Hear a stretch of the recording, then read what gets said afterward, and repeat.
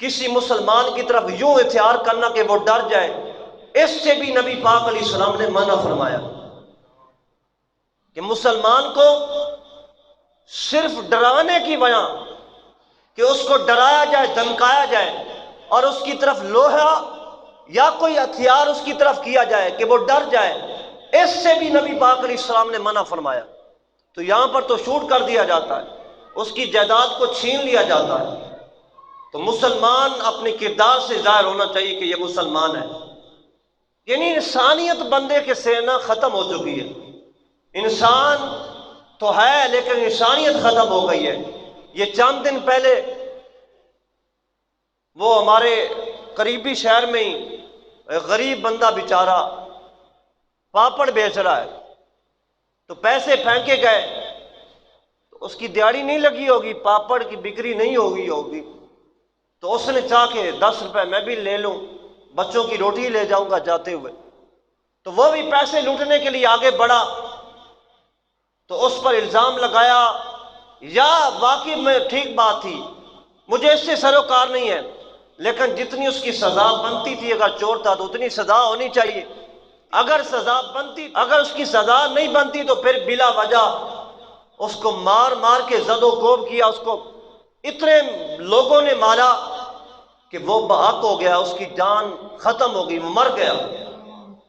لیکن اس سے بڑا ظلم دیکھیں، بڑے لوگوں نے جناب شور بپا کیا، یہ ہو گیا وہ ہو گیا، یہاں تک کہ وزیر اعظم کا بھی پیغام آ گیا کہ وہ جی مسلمانوں نے فلاں عیسائی کو مار دیا، وہ فیکٹری میں جناب بہت بڑا افسر تھا، اس کو مار دیا، اس پر ظلم کیا گیا، اب یہ مسلمان کو مارا گیا اور وہ سارے بیٹھ کر کھانا کھا رہے تھے اور اس کی ساتھ لاش پڑی ہوئی تھی۔ تو آپ بتائیں وزیر اعظم کا بیان آیا؟ کسی نے سنا ہو؟ کسی نے سنا ہو تو بتائیں۔ کسی ایم پی یا ایم ایل اے کا، کسی وزیر کا بیان آیا ہو تو آپ خود فیصلہ کریں کہ جن کو لوگوں نے ووٹ دے کر کرسیاں دی ہیں اور ان کو ایم پی اور ایم ایل اے اور وزیر بنایا ہے اور وزیر اعظم بنایا ہے، مسلمان مر جائے تو اس کو کوئی پوچھتا نہیں ہے، اور کوئی عیسائی مر کر جہنم میں چلا جائے تو کہتے ہیں بڑا مظلوم کام ہوا ہے۔ آپ خود فیصلہ کریں ان کی ہمدردیاں کن کے ساتھ ہیں۔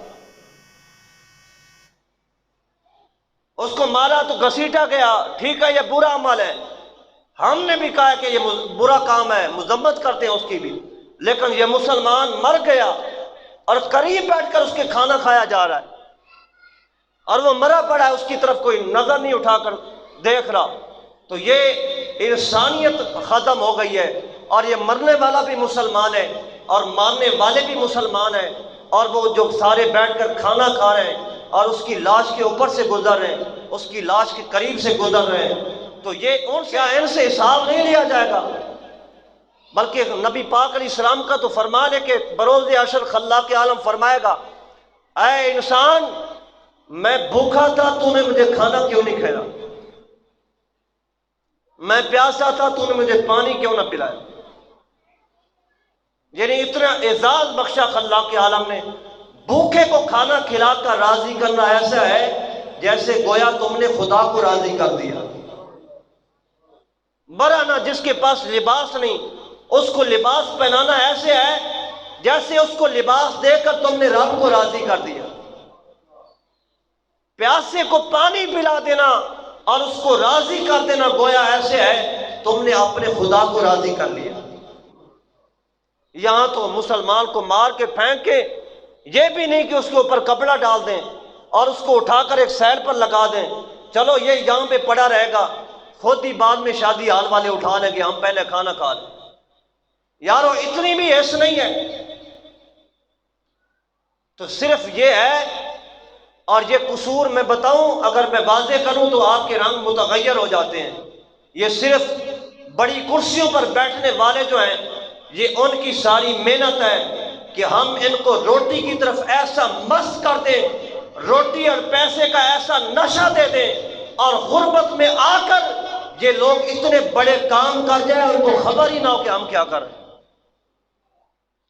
مہنگائی کر کے اور مسلمان کا مسلمان سے اس کی عزت و تکریم چھین کر تو پھر ہم اس کو ایسا جانور بنا دیں کہ مسلمان مر بھی جائے تو ان کو احساس تک نہ ہو۔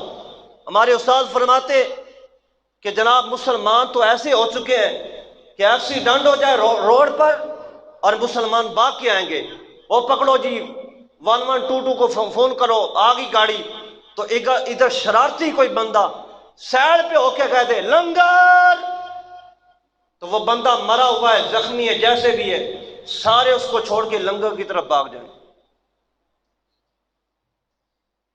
ہم نے جو مسلمان کا معیار تھا نا، مسلمان کی مدد کرنا اور مسلمان کی خیر خواہی کرنا، مسلمان کی عزت و تکریم کرنا، وہ ایسے لگتا ہے کہ ہم مسلمانوں سے وہ ویسے ہی ڈیلیٹ ہو گیا۔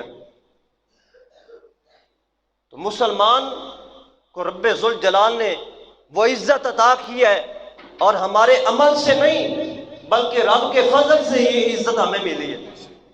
حضرت بایزید بستامی رحمۃ اللہ علیہ آپ فرماتے نا، میں گلی سے گزرا اور وہ گلی بڑی تنگ تھی، گلی بہت تنگ تھی، جب میں گزرا تو سامنے سے کتا آ رہا تھا، تو آپ فرماتے میں نے اپنے لباس کو سمیٹا کہ کتا ہے اور اس کے جسم پر کوئی ناپاکی نہ لگی ہو، یا اس کا جو رال منہ سے نکل رہی ہے وہ میرے کپڑوں سے لگ جائے، کپڑے ناپاک ہو جائیں گے۔ تو جب میں نے کپڑوں کو سمیٹا تو کتا وہیں پہ رک گیا اور وہ مجھے دیکھ رہا ہے، میں اسے دیکھنے لگا۔ بایزید بستامی رحمت اللہ علیہ فرماتے جب میں نے کتے کو دیکھا تو گویا کتا کہہ رہا تھا بایزید میں نے کون سا برا کام کیا ہے کہ تو اتنی نفرت کرنے لگ پڑا ہے؟ اور کتا کہنے لگا بایزید تو نے اتنا کون سا اچھا عمل کیا ہے کہ تو اپنے آپ کو اعلیٰ سمجھنے لگ پڑا ہے؟ تو بایزید بستامی فرمانے لگے میں حیران ہو گیا، یہ کتا بھی ایسے سوال کرنے لگ پڑا ہے۔ تو پھر میں نے حیرت نے خلاق عالم نے میرے ذہن میں ایسی بات ڈالی، کیونکہ رب نے انسان کو اشرف بنایا ہے اور وَلَقَدْ كَرَّمْنَا بنی آدم کا تاج رکھا ہے، تو میں نے کتے کو کہا نہ تو تیرا کوئی برا عمل تھا کہ رب نے تجھے کتا بنایا، نہ میری کوئی نیکی تھی کہ رب ذوالجلال نے مجھے اعلیٰ بنایا، بس رب کا فضل ہے، تجھے کتا بنا دیا ہے، مجھے اشرف المخلوقات کی مثال بنا دیا۔ لیکن اگر یہ کردار رہا جو ہمارے اندر پایا جاتا ہے اور مسلمانوں کی عزت و تکریم کو پامال کیا جاتا ہے تو پھر یہ جانوروں سے بھی بدتر ہے۔ اولئک کالانعام، جانوروں کی طرح ہے، بل ہم اضل، بلکہ ان سے بھی گیا گزرا ہے۔ تو انسان کو اپنا وقار جو ہے اس پر مستقیم ہونا چاہیے، استقامت اختیار کرنی چاہیے۔ رب ذوالجلال نے جو وقار اور معیار انسان کا رکھا ہے اور عزت و تکریم کے ایک اعلیٰ سٹیج پر انسان کو بیٹھایا ہے، تو اگر اس سے اتر گیا تو پھر اس کی عزت پامال ہے۔ نبی پاک علیہ السلام نے فرمایا کہ انسان کے مسلمان پر 5 حقوق ہیں۔ رد السلام، جب وہ سلام کرے تو جواب دیا جائے۔ ہمارے معاشرے میں دیکھ لیں، اگر غریب بندہ امیر کو سلام کرتے تو وہ سلام کا جواب نہیں دیتا،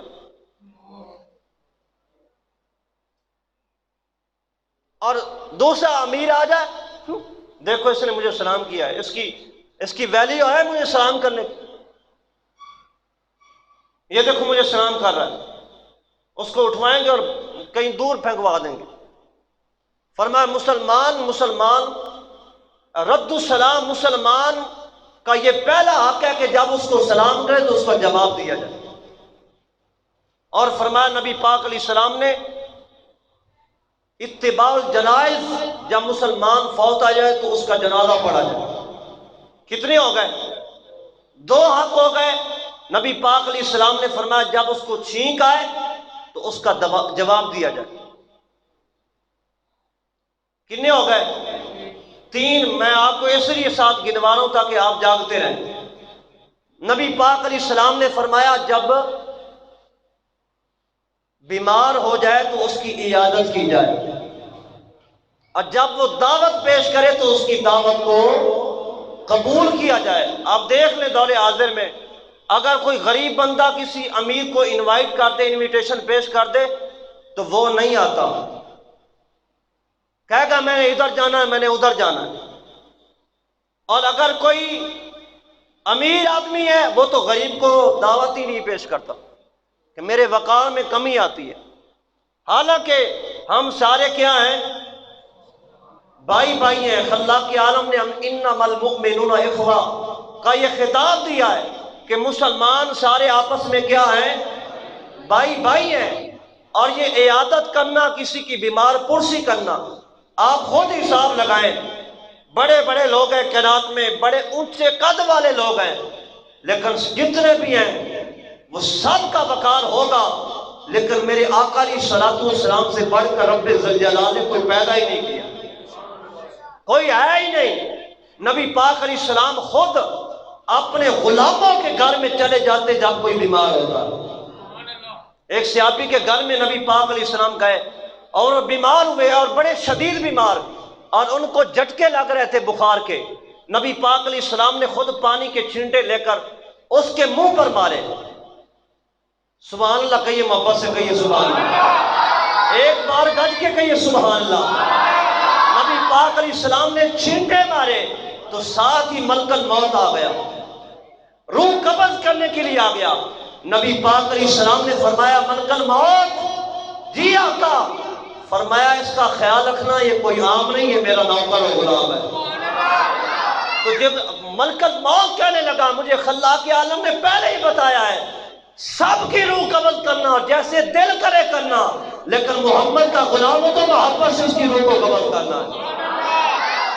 تو خود نبی پاک علیہ السلام عیادت کے لیے گئے، اور اتنی شانوں والا نبی اگر ایک غریب کے گھر میں چلا جائے عیادت کے لیے، بیمار پرسی کے لیے چلا جائے، تو ان کے وقار میں کمی نہ آئے بلکہ اور وقار میں بلندی ہو جائے۔